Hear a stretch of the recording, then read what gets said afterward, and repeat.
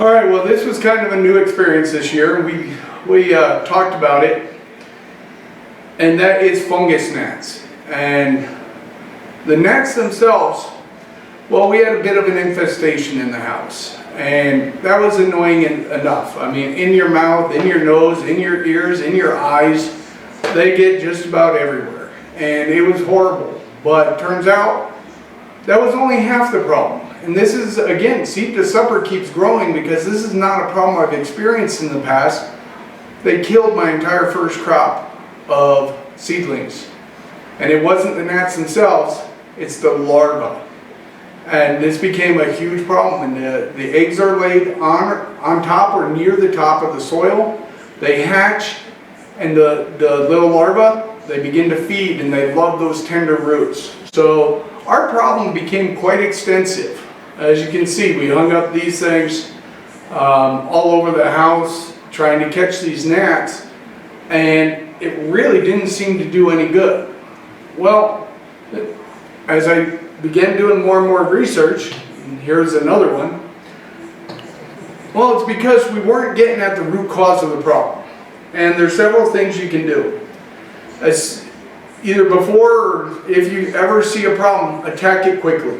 One method is, and this is going to stink a little bit, apple cider vinegar with a little bit of dish soap. You mix them together, put them near your plants. The adults get in there, they die, they don't have time to lay eggs. Woohoo!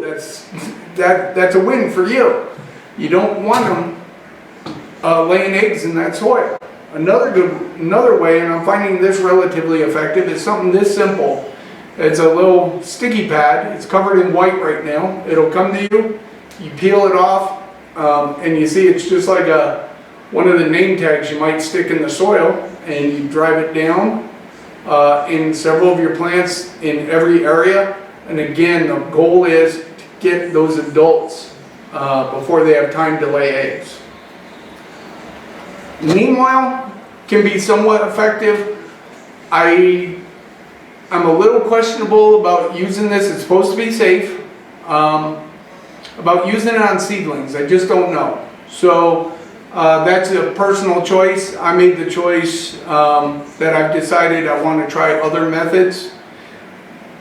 But one of the safest methods I've learned about, by the way, here's that vinegar. I don't know if you can see it on camera, but that's the soap and vinegar mixture. All my plants have been moved outside now. And mosquito bits.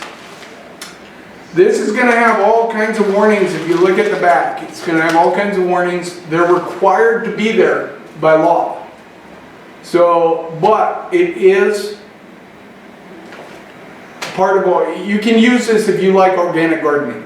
The warnings are there because it is considered a pesticide, but it has been studied for years and years, and it's even safe with your seedlings. So it's called mosquito bits. And you just put, there's several ways to do this, but the more people I talk to, the more of them say just sprinkle some along the top on the soil, and as you water, what you need to seep down, what kills those larvae will seep down. It'll kill the larvae, and they're not attacking your plant roots anymore. There you go. Don't end up with these guys in your house. It is brutal, I'm telling you.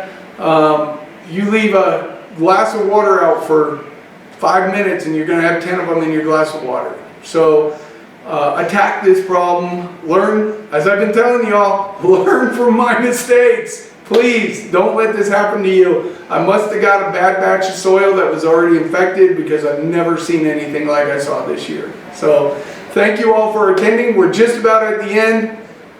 Let's keep going.